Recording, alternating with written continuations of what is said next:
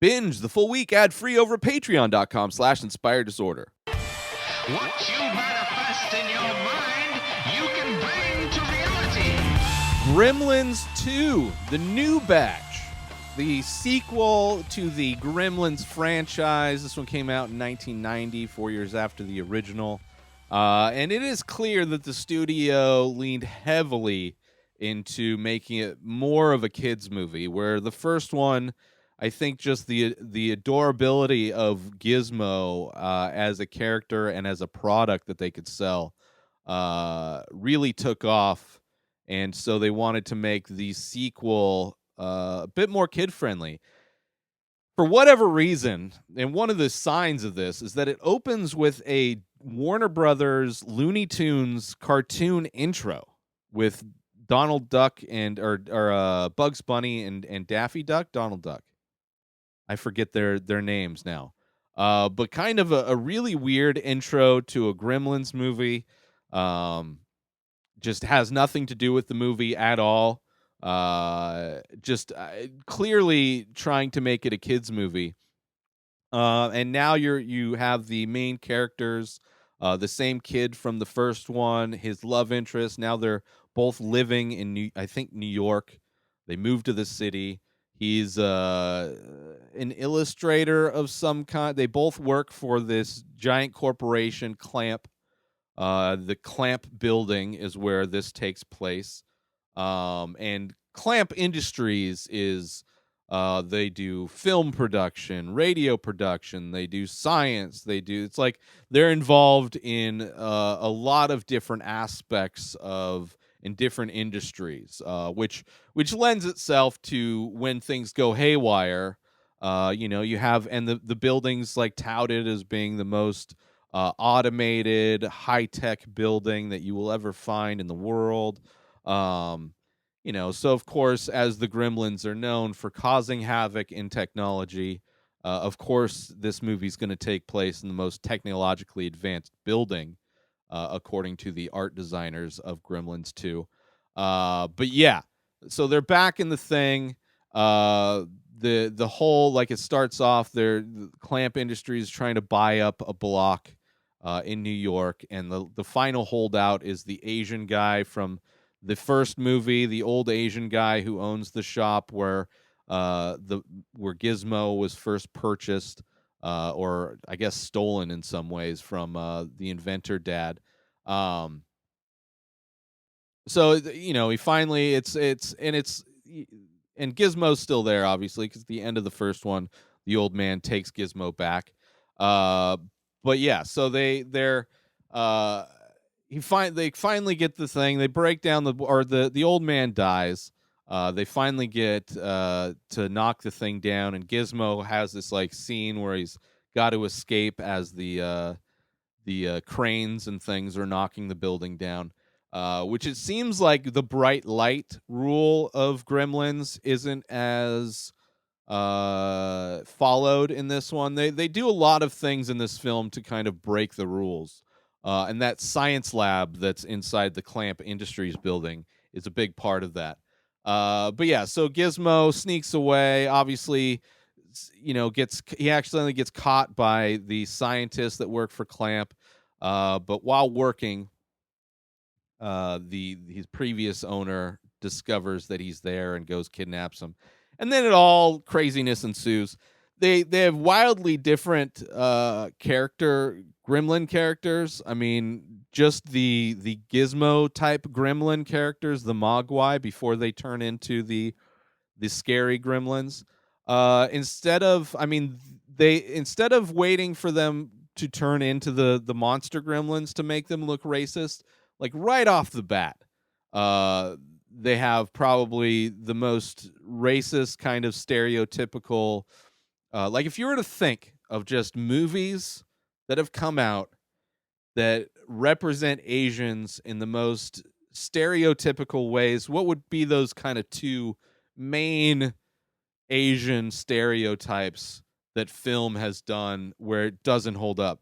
Of course, you have the gremlin with the Fu Manchu look, almost looks like the old Asian man that owned the store.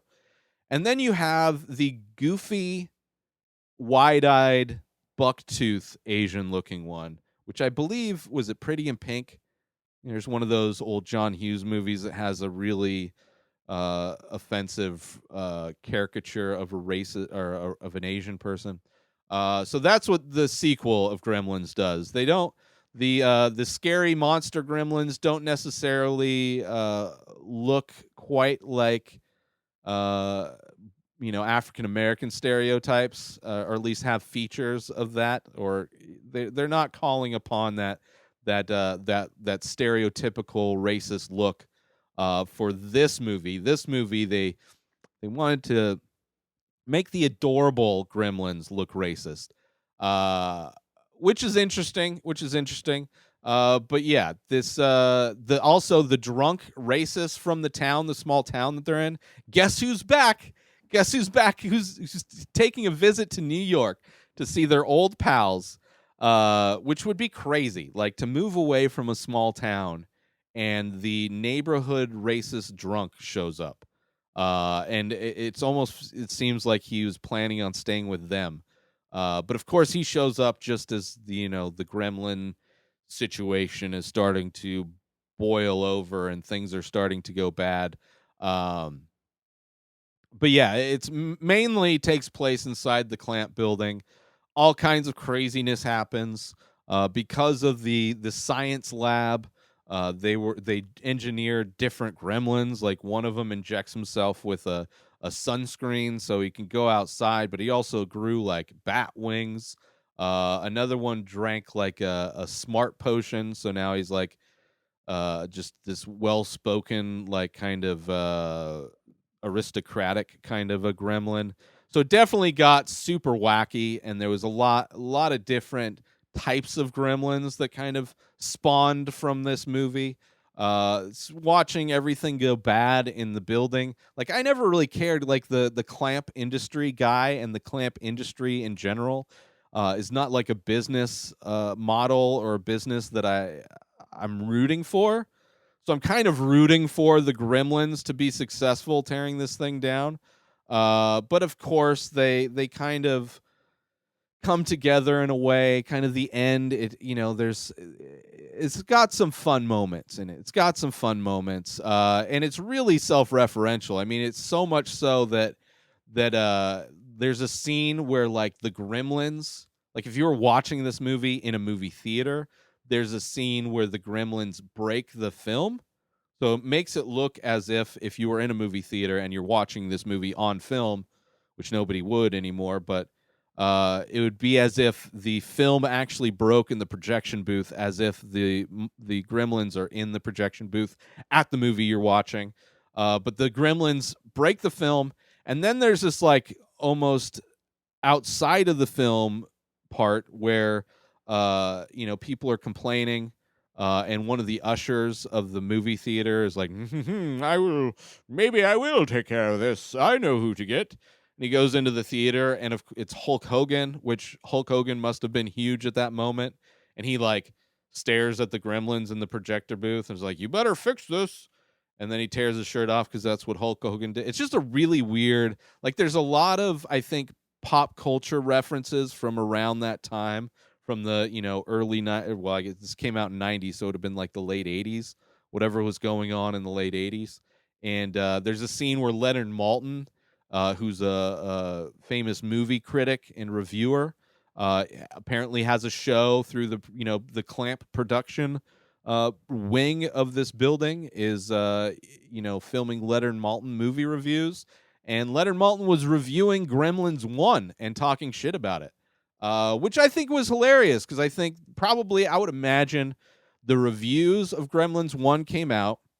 They were kind of probably, here and there, probably scattered, because that movie, not really a kid's movie, not really like a horror movie, not really a Christmas movie, but it has this toy that took off, I'm sure, and this character that's really adorable.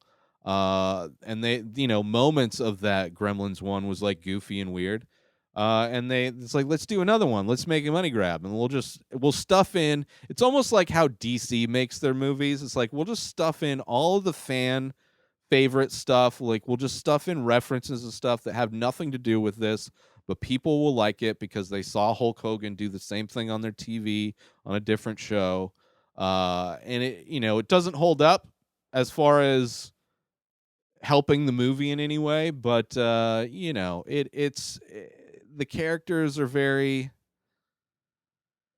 it just really doesn't hold up. Like, I could still see this being a successful movie in some ways for kids, but a lot of those references, like, no kid is going to know Hulk Hogan. No kid is going to know when the film breaks. Like, I mean, movie theaters aren't even open right now, but even if they were, nobody's been in a movie theater with film in it that could break, in forever. So there's aspects of it. I mean, it kind of tried to pump up the goofiness and kind of lean into a lot of the things that people liked about the first one.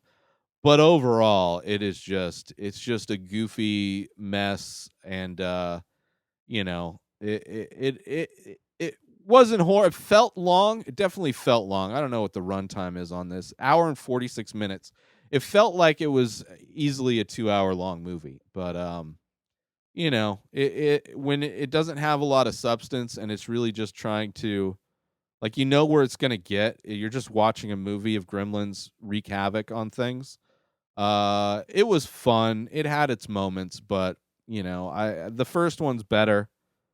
Just because, I mean, even that, there's a callback to her. She has, instead of her tragic story about her dad dying, pretending to be Santa Claus in the fireplace, she had another tragic story that she was about to go in about Abe Lincoln. But they, skirted her away from the camera when she started to tell it, which is funny. I mean, the callbacks, the references, as long as you get them, they're funny. But if not, it's really just nothing. It's a really kind of a nothing. It's just a money grab in kind of the biggest sense of the word. But yeah, Gremlins 2 wasn't as big of a fan as the first one, but the new batch was pretty sour. Go get yourself some amazing coffee from our friends over at stationhousecoffee.com. Follow Station House Coffee on Instagram, but make sure you order yourself some small batch, single origin, premium coffee brewed in Thetford Center, Vermont, shipped directly to you, no matter where you are. Just hit them up over at stationhousecoffee.com. Give them a follow, Station House Coffee on Instagram, and get yourself some of the best coffee on the planet Earth. New episodes of The Ray Taylor Show come out every single day. Subscribe on IGTV, YouTube, and everywhere else podcasts are found. Binge the full week ad-free over at patreon.com/Inspired Disorder. Buy Ray Taylor Show merch over at inspireddisorder.com. And follow the show on Instagram at Ray Taylor Show. Have a wonderful week, everybody. Peace out!